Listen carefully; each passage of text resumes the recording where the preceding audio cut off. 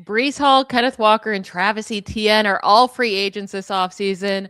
We discuss which is the best of the group and our ideal landing spot for the top free agent running backs on today's episode of Locked On Fantasy Football.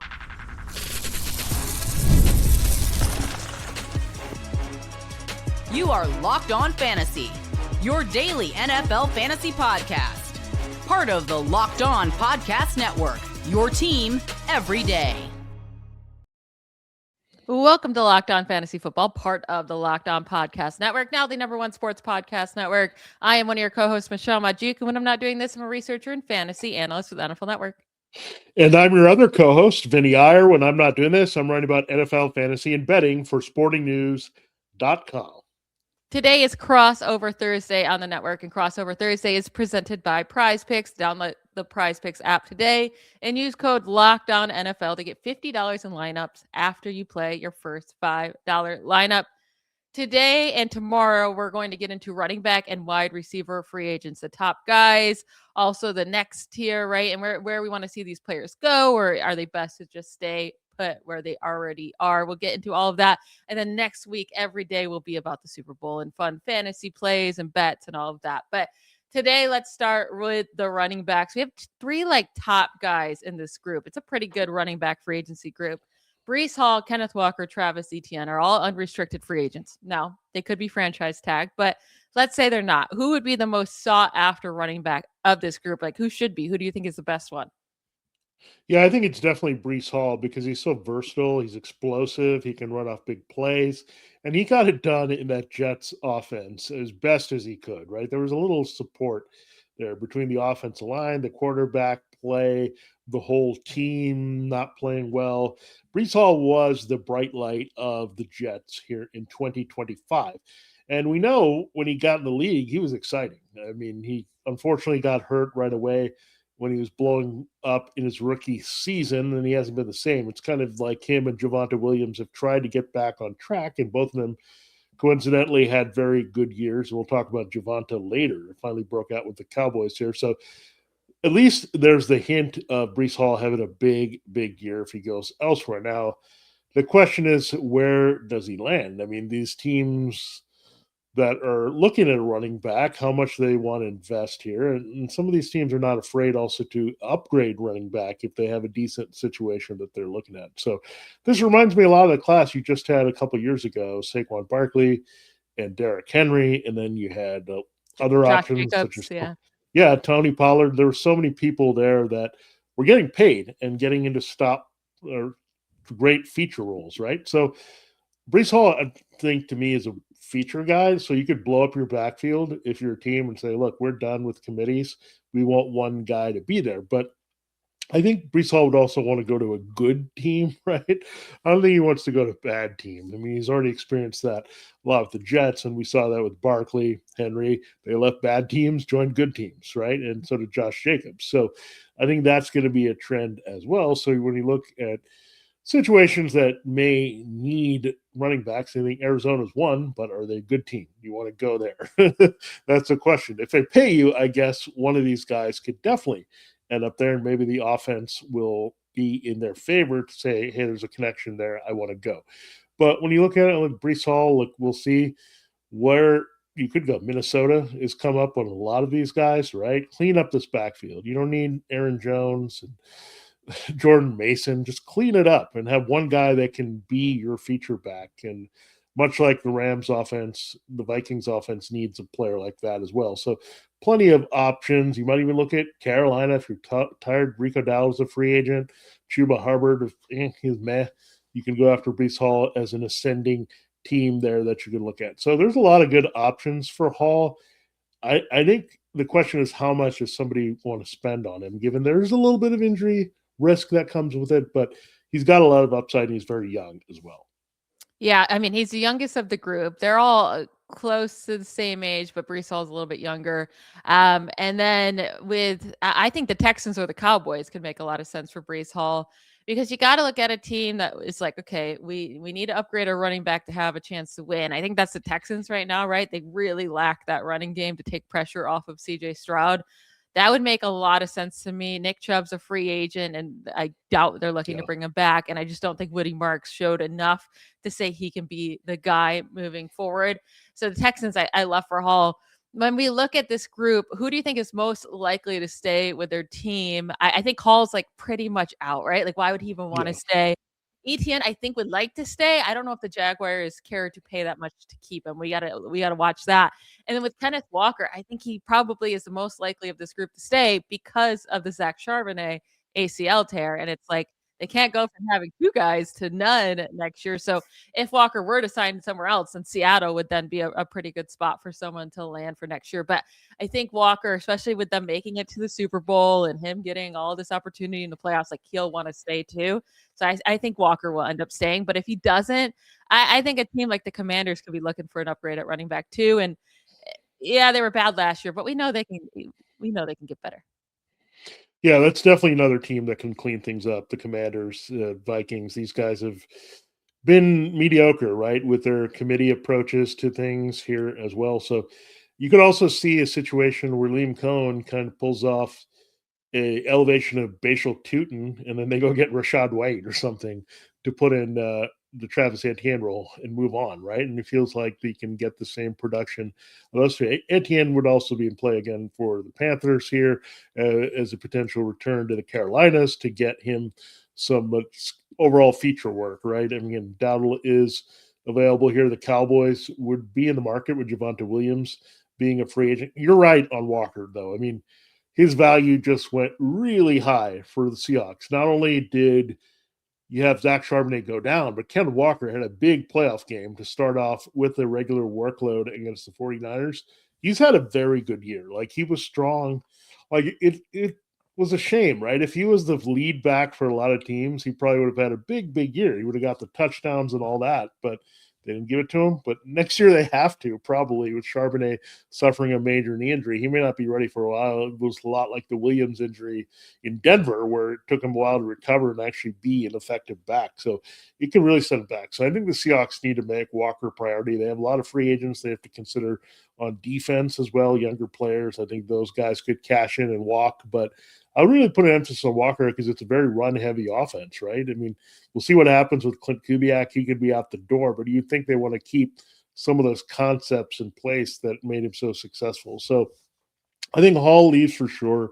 Walker is a good chance of staying, and then Etienne is probably 50-50 call, but if I'm the Jaguars, I might just go away and see, if I'm Etienne, what else is out there to really get that big payday. Yeah, I mean, like the Chiefs are probably looking to upgrade. I mean, why would they not? Pacheco is a free agent. We'll talk about him in a little bit. Hunt is, I actually think, as well, right? So even if they want to bring him back, yeah, those guys will be cheap, but I think they need to upgrade too. Their offense really struggled without a running game this year. It struggled the last couple of years without that solid running game. So maybe Travis Etienne can come in. We know Mahomes likes to dump it down to running backs as well. So I think Etienne in a lead role with the Chiefs could be very, very enticing for fantasy. And I was happy to see him bounce back this year. I still think like he can be a good overall running back, but he has to go to a team with some space. And the Patriots and Andy Reid could give him that space to work. So I like again, Hall for the Texans, Walker for the Seahawks to remain there or go to the Commanders, and then Etienne for the Chiefs. Let's get into our next group of guys. There's Javonte Williams and Rico Dowdle and Tyler Allgeier and J.K. Dobbins, Najee Harris, all these guys that they've shown some flashes, right? They've had some good seasons in the NFL. So we'll get to them right after a quick break.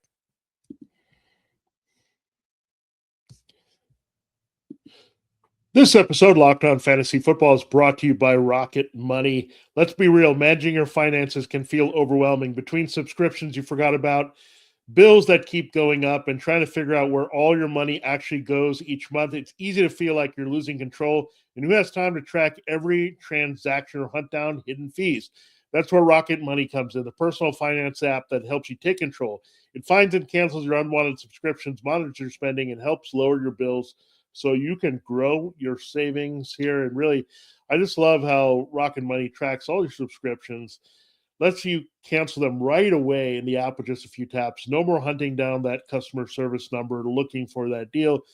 Rocket Money shows you what you're paying for, and you'll be shocked. Things that you completely forget about, and then it'll show you how to save that money going forward. So Rocket Money cannot be beat as your financial goals assistant. Let Rocket Money help you reach your financial goals faster. Join at rocketmoney.com/locked-on. That's rocketmoney.com/locked-on. rocketmoney.com/locked-on. It's also almost tax time. Yep, it's here. Tax season does not have to take over your life. This year, TurboTax is making it easier than ever to just hand things off and move on with your day. With TurboTax full service, you can have your taxes done for you by a trusted local expert, start to finish, without the stress or guesswork. That's a great person to have here in your area to handle what can be a tedious task for many, but why make it taxing on you when there's TurboTax to take it from you? They handle everything from W-2s to self-employed forms and work to get you every deduction. You can upload your documents, go about your day, and get updates right on the TurboTax app. It's a huge time saver, and it gives you real peace of mind knowing an expert is handling it for you. For a limited time, you can have your taxes done by a local TurboTax expert for just $150 all in at a TurboTax expert didn't file for you last year. Just file by February 28th. So new TurboTax filers can do that. Take taxes off your plate and get back to your life. Visit turbotax.com/local to book your appointment today and get it for $150 all in. If you didn't have TurboTax help you last year, let them do it this year. Make your life easier only with TurboTax.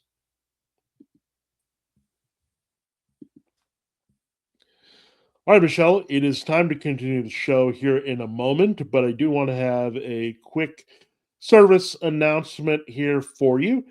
It is a good opportunity, if you haven't joined yet, to be part of our Everyday Club here in Locked On Fantasy Football. Thanks for making Locked On Fantasy Football your first listen day, and thank you for making Locked On the #1 sports podcast network. Here, you can get special Discord access to us all off-season long. We're going to bring you the show all off-season long. So we're talking about free agents now. We're going to give you all the NFL insight, fantasy news, betting stuff, everything you need throughout the year. And very few fantasy podcasts are going to be with you the whole way from start to finish, and we're there. Everyday Club means every day. We're here 5 days a week, most parts of the year, and we really love your support here to keep it going and give you the ultimate analysis of what's going on all across the NFL as it pertains to fantasy football. So go check it out, the Everyday Club. It's easy to get started there. Just go to LockedOnFantasyFootball.supercast.com. That's where you join up. Again, LockedOnFantasyFootball.supercast.com to join the Everyday Club today. All right, Michelle, it is time to continue the show. And the second tier of free agents at this position, somewhat interesting. Javonte Williams had a big year. He had more than 1,200 yards rushing, 11 touchdowns, broke out for the Cowboys, but then the Cowboys potentially could be moving on. The other guys in this group include Rico, Dowdle, who had the big flashes, some big games with the Panthers earlier in the mid of the season. Then Najee Harris, who went down, unfortunately, with a big Achilles injury, going over to the Chargers. Tyler Allgeier, super sub extraordinaire, committee back, whatever you want to look at him for Atlanta. Then J.K. Dobbins coming off yet another injury. So let's break this group down here. Who should be the most sought-after guy, in your opinion, in this group? I honestly think it should be Tyler Allgeier because I think he's as good of a runner as all the rest of these guys. I mean, we've seen him in a lead role before in his rookie season, 210 carries. He put up over 1,000 rushing yards, average 4.9 yards per carry. Now we've seen him in a secondary role with Bijan Robinson, and he still thrives in that role. Like, his average doesn't look as good, but he gets a lot of the short yards, right? The short yardage carries where if you're trying to get that short first down and you're getting a lot of carries around the goal line, right? And he was very good at getting into the end zone this year, 8 rushing touchdowns. Your average is going to look lower because you're in harder positions there that just don't offer as much space for getting yards per carry. I think Tyler Allgeier is a really, really good talent. Both Allgeier and Javonte Williams are right at that 25, about to be 26-year-old clip, while Rico, Dowdle, Najee Harris, Dobbins are the 27, 28-year-old group. So it's going to be Javonte Williams, I think, who will get paid the most out of this group, but I do think Allgeier will be the cheapest and probably the best value. Yeah, it's going to be interesting to see how these backfields kind of be set in motion here with a lot of things going on. We talked about the Steelers and potentially needing a power back if they have shit to Jalen Warren back to the change of pace and they don't sign Kenneth Gainwell, which the rumors are that they might move on from Gainwell. So then another team might need a receiving back. There's a clear spot here. If Tyler Allgeier wants to go, he could go to Tampa and replace Rashad White and make a combination there, take off some pressure for the Bucky Irving, create a 1-2 punch there. That obviously wouldn't be ideal for his fantasy value, but again, Irving had a really tough year with injuries and all that, so they could look that direction. There's also maybe the rival Saints that might need a back there. That's an interesting landing spot because Alvin Kamara is old and Devin Neal didn't really hold up. So if he can go there, we know Kellen Moore can get some good stuff out of backs. Maybe Javonte Williams would be a better fit there for Kellen Moore. And then another team, we talked about RJ Harvey being disappointing, Dobbins being a free agent coming off injury. Denver could also look for a bit of a thumper between the tackles and really get more efficiency. And Allgeier has been a very efficient running back throughout his career. So there's a lot of options for these guys. I think, again, what we're going to look for is, do they have a path to volume? And that's what happened with Javonte Williams, right? He had a clear path to volume. Once you didn't have Jaden Blue healthy, it was over, right? He was going to be the lead back, and he was an absolute steal for the Cowboys. So we're going to look for more and more of those situations that develop here. Again, Breece Hall, Etienne were pretty good as well in the top tier, but I think Javonte Williams is the best of this group, and Allgeier is a close second for me. Yeah, Javonte Williams could be interesting with the Steelers. That could be maybe a fit. Rico Dowdle was with Mike McCarthy, so maybe he comes over with to the Steelers. But I like Javonte Williams getting like a lead role with the Steelers or the Cardinals or the Saints or something like that. It just depends. Or maybe he just stays with the Cowboys, right? Maybe that's a priority for the Cowboys to keep him. With Najee, it's going to be really hard because coming off the Achilles, he's never been super efficient to begin with, right? As a runner. I don't think he's going to get paid well. He's going to have to prove himself. But I actually have a kind of an interesting spot, right? And it's with the Bengals because Chase Brown is still there, right? You don't need to rush Najee Harris back. If he's struggling with Achilles, fine. But you have a guy that can handle some of the tougher workload in between the tackles. You have a guy that, isn't going to fall apart at the end of a cold season. Like that Achilles tear has been the only, and that was the first time I think he's even missed a game in his career. So Najee Harris and Chase Brown could be a very nice 1-2 punch if Harris ends up being, able to bounce back at all. Yeah, you kind of look at where people go, right? I mean, they might bring him in even in a situation like Baltimore, right, where he's a backup and Derrick Henry is the guy, but when is Derrick Henry going to break down and all that? And bring him in as a little bit better handcuff, and we know that they've just shifted, right? The Chargers are kind of gone east, and you have all these things with the Mike McDaniel going west. So there's so many moving parts in terms of offensive coordinators and coaching hires that things are shifting, and there's going to be a lot of different openings opening up for these guys. And with Harris, I think they're going to have to wait it out and see with the injury. The Achilles is no joke. I know quarterbacks were able to come back from it, but it's still a little different. He was banged up. I know he didn't miss games, but he played through a lot of little nicks there when he was with Pittsburgh. So we'll see how he ends up in shape. I think the same thing's going to happen with J.K. Dobbins. Like, I don't know how many more times teams can sign him and take a shot on him when he's just never healthy, right? So he might be waiting a long time, and he did, right? He waited a long time, got the Denver job, and then we didn't expect that much with him and RJ Harvey. Then he ends up being a pretty good fantasy asset just outside of the RB2. So it really doesn't matter. Like, sometimes the situation and how things break are more valuable for you than just, hey, what it looks like on paper, right? We just saw that. I mean, Kenneth Gainwell didn't seem like anything, and then we didn't like Caleb Johnson. Gainwell had a key role, and we went with that as a fantasy asset. So you never know where we're going to find these guys. But again, I think of these guys, I think Williams and Allgeier have the chance to have the biggest workload and the best production. Yeah, I agree. And Rico Dowdle, we'll see where he lands. I would doubt the Panthers would bring him back because they paid Chuba Hubbard already.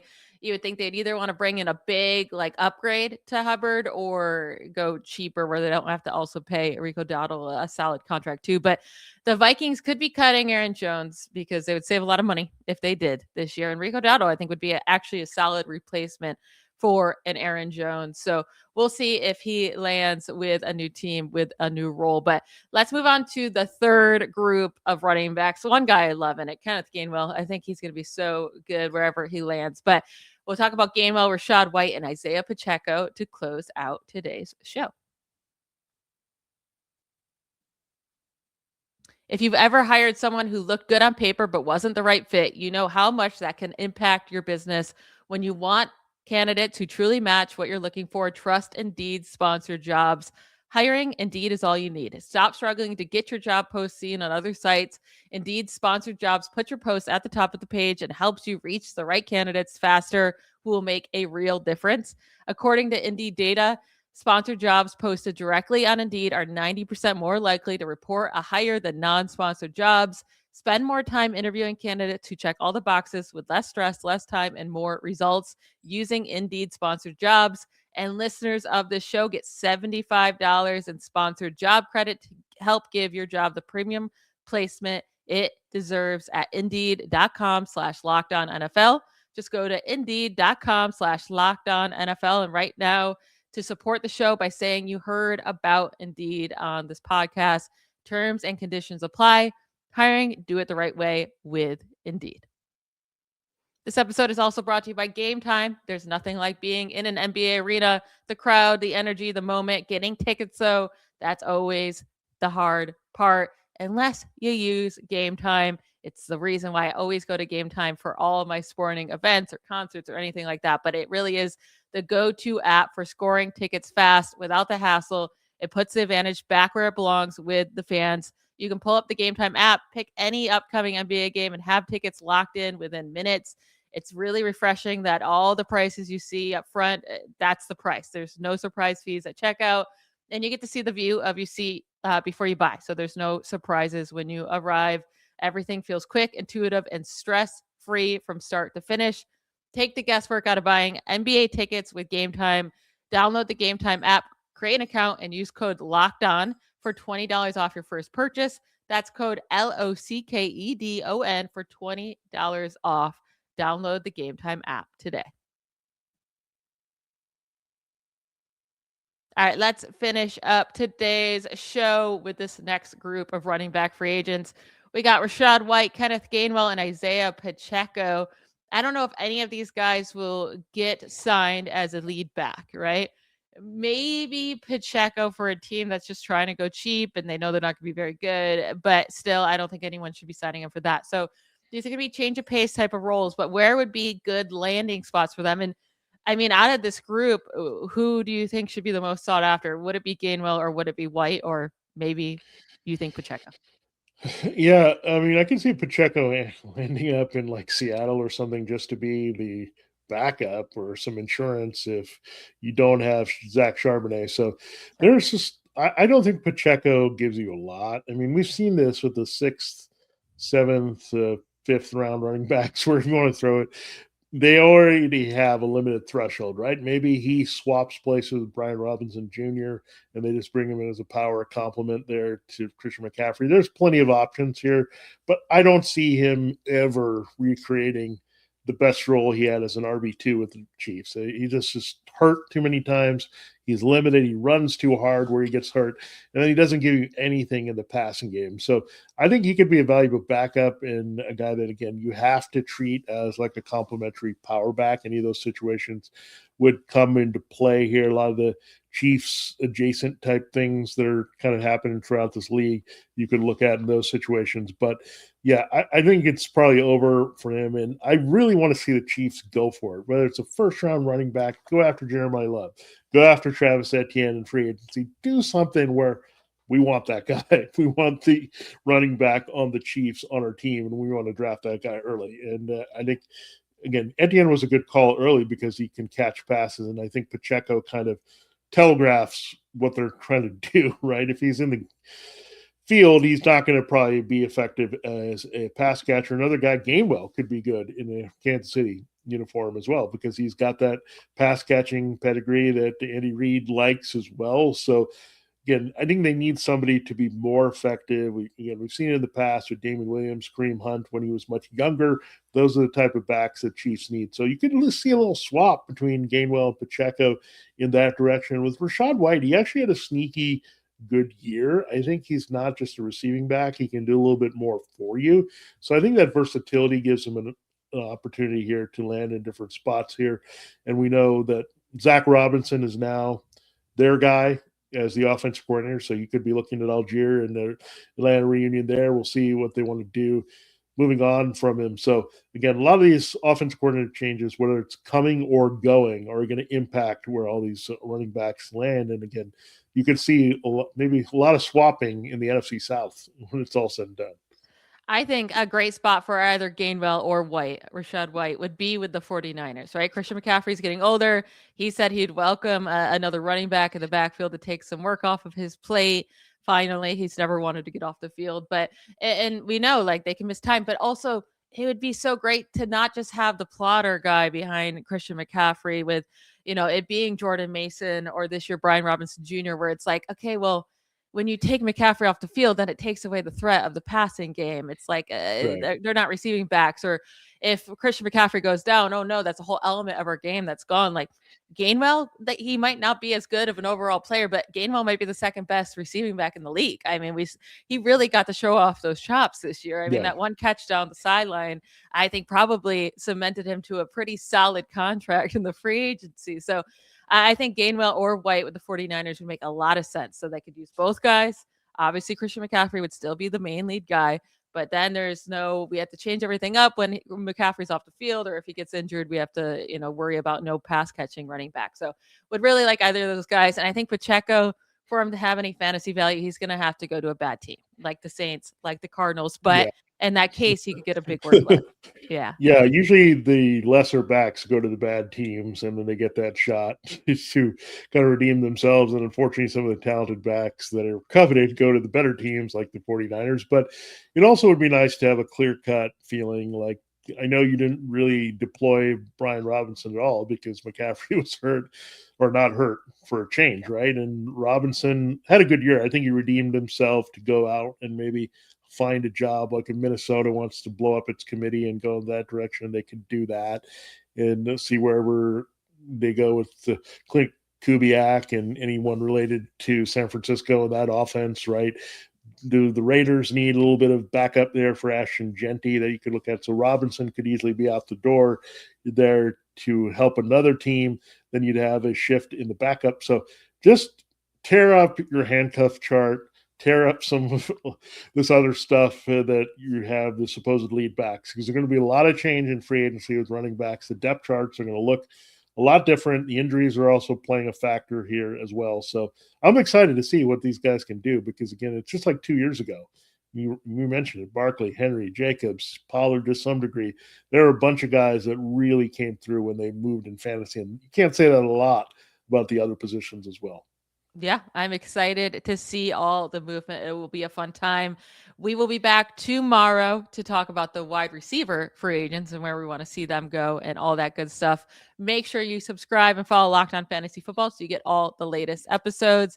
And if you're already with us every day, it's time to join the Everydayer Club because it's built for you. You get Locked On Fantasy Football ad-free every day, Monday through Friday, plus members-only Discord access and more. Head to LockedOnFantasyFootball.supercast.com or check the link in the show notes to join the club. We'll talk to you tomorrow. Bye, y'all.